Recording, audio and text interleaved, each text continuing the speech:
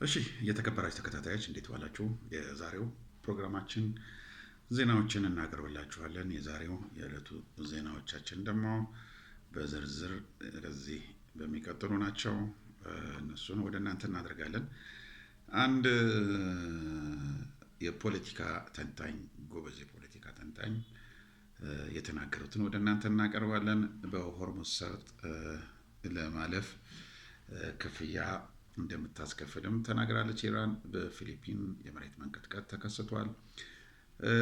ዶናልድ ትራምፕ እና የፈረንሳዩ መሪ ምን እያሉ ነው፣ በምን እየተወያዩ ነው የሚለውንና ሌሎችንም ዜናዎች ወደ እናንተ እናቀርባለን። ለእስራኤል ደግሞ ከፍ ያለ ማስጠንቀቂያ የተሰጣት ይገኛል። እስራኤል ይህንን እንዴት እንደምታየው እናያለን።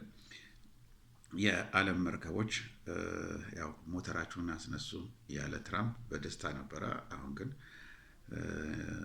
ነገሮቹ ምናልባት እየተቀየሩ ሊሆን ይችላል እየተባለ ነው። እሺ አሁን ወደ ዜናዎቻችን እንሂድ። ሮይተርስ አንድ ከፍተኛ የኢራን ባለስልጣን ጠቅሶ እንደዘገበው ከሆነ ከአሜሪካ ጋር የተደረገውን የመግባቢያ ስምምነት የመጨረሻ ረቂቅ የሚከተል በርካታ ጉዳዮች በውስጡ ይዟል። ኢራን የሆርሙዝ ሰርጥ ለሁሉም የንግድ መርከቦች በአስቸኳይ ክፍት ታደርጋለች። አሜሪካ በኢራን ወደቦች ላይ የጣለችውን የባህር ከበባ ታነሳለች። ይህ የአሜሪካ እገዳ መግባቢያው ስምምነት በተፈረመ ማግስት ወዲያውኑ መነሳት የሚጀምር ሲሆን በ30 ቀናት ውስጥ ደግሞ ሙሉ ለሙሉ ተግባራዊ ይሆናል ተብሏል። ኢራን የኒውክሌር መሳሪያ ላለማምረት እና ባለቤት ላለመሆን ተስማምታለች። የመጨረሻውን ስምምነት ላይ እስኪደርስ ድረስ ኢራን አሁን ያለውን የኒውክሌር ፕሮግራም ይዘት እንዳለ የምታስቀጥል ሲሆን የዩራኒየም ማበልጸጊያ ስራዎችን ከመቀጠል የኒውክሌር ተቋማት ከማከፋፈል ትቆጠባለች። በኢራን ውስጥ ያለውን በከፍተኛ ደረጃ የበለጸገ የዩራኒየም ክምችት ለመቀነስ የተስማማች ሲሆን ይህንንም ወደ ፊት የሚፈጸም አጠቃላይ ስምምነት ማዕቀብ ስር የሚተገበር ይሆናል። ስለ ኒውክሌር ፕሮግራም እና ስለ ዩራኒየም ማበልጸግ ተግባር የመግባቢያ ስምምነት ከተፈረመ ከ60 ቀናት በኋላ ድርድር የሚደረግባቸው ሲሆን እነዚህ ጉዳዮች በመጨረሻ ስምምነት ላይ በዝርዝር ውይይት ይደረግባቸዋል ተብሏል። የአሜሪካ የመጨረሻ ስምምነት ላይ እስኪደርስ ድረስ ኢራን ላይ አዲስ ማዕቀብ ላለመጣል ትስማማለች። የመጨረሻው ስምምነት ላይ የሚደረስበት ወቅት በአሜሪካና በተባበሩት መንግስታት ድርጅት በኢራን ላይ የተጣለውን ሁሉ ማዕቀቦች በተስማሙ ጊዜ የሰሌዳ መሰረት ይነሳል። አሜሪካ በኢራን ላይ የጣለችውን የነዳጅ ማዕቀብ ለተወሰነ ጊዜ የምታነሳ ሲሆን ይህም ቴህራን ነዳጅ እንድትሸጥ ገቢ እንድታገኝ ያስችላታል። አሜሪካ ታግዶ የነበረውን $25 ቢሊዮን የኢራን ሀብት ለመልቀቅ ተስማምታለች። ስለዚህ አሜሪካ ኢራን ያለቻትን በሙሉ ተግብራለች። አሜሪካ ጥያቄዋ የነበረው የኢራን መንግስት መገልበጥ፣ የኢራን መሬት መውሰድ ነበረ። እሱ አሁን ሆኗል ማለት ነው።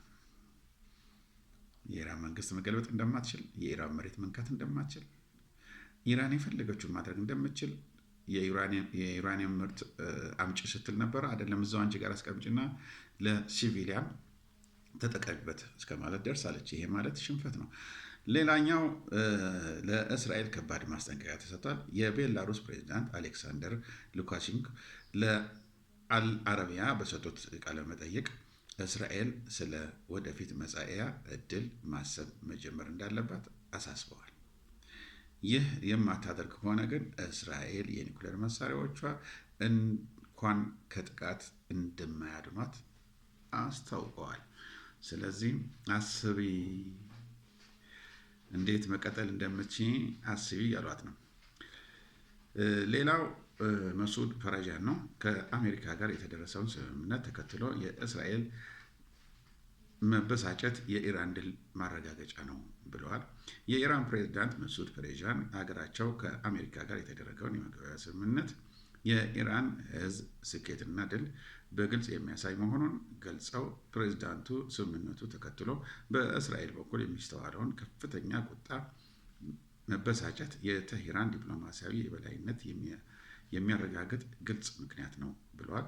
ፕሬዝዳንት ፔሬዥያን ለሀገሪቱ የዜና ማሰራጫ ፕሬስ ቲቪ በሰጡት መግለጫ በአሁኑ ወቅት ከአሜሪካ ጋር የተደረገውን ስምምነት ቀጠናዊ ውጥረት ለማርገብ፣ ጦርነት ለማቆም እና ወደ ቀጠናው ድርድር ለመግባት ትልቅ እና ወሳኝ እርምጃ መሆኑን ገልጸው ሆኖም ግን ሂደቱ ላይ ያለ መሆኑን እስካሁን የመጨረሻ ስምምነት ላይ አለመድረሱን አስገንዝበዋል። ፕሬዝዳንት የሀገሪቱን ውስጣዊ ጥንካሬ እና የጠላቶቻቸው እቅድ መክሸፍ በተመለከተ ሲያብራሩ ጠላቶቻቸው በጦርነት ወቅት ገበያ፣ የመንግስት መስሪያ ቤቶችንና የህዝብ አገልግሎት ሰጪ ተቋማትን ሙሉ በሙሉ በማፈራረስ ሀገሪቱ ወደ ምስቅልቅልና ትርምስ ውስጥ ትገባለች ብለው አስጠንቅቀዋል። ስለዚህ መስዑድ የተናገሩትም ትክክል ነው። እስራኤል አላርፍ ካለች ታርፋለች በምታርፈው ቋንቋ። ጠቅላይ ሚኒስትር ቤንያሚን ኔታንያሁ በአሜሪካና በእስራኤል መካከል ስለተደረሰው ስምምነት ዝርዝር መረጃ የለኝም አሉ። ኔታንያሁ አክለውም ከኢራን ጋር የተደረሰውን ስምምነት ትራምፕ ውሳኔ ነው፣ የፈለገውን መርጧል ብለዋል። የፈለገውንማ መርጧል። እያስፈራራ ነው ኔታንያሁ በሱ ቤት እያስፈራራ ነው። የአሜሪካ አየር ኃይል መከላከያ የሆነው ቢ52 ያው ተከስክሷል። ይቅርታ ደግሜዋለሁ ይሄንን።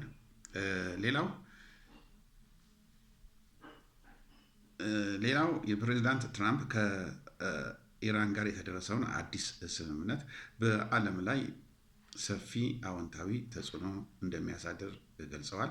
የዓለም አቀፍ የኃይል ወይ ደግሞ ነዳጅ ዋጋ በእጅጉ እንደቀነሰ ተናግረዋል። እንዲሁም የፈረንሳይ ፕሬዚዳንት ኢማኑኤል ማክሮን ስለ የነዳጅ ዋጋ ጉዳይ ለመወያየት በግል እንዳነጋገሯቸውም ገልጸዋል።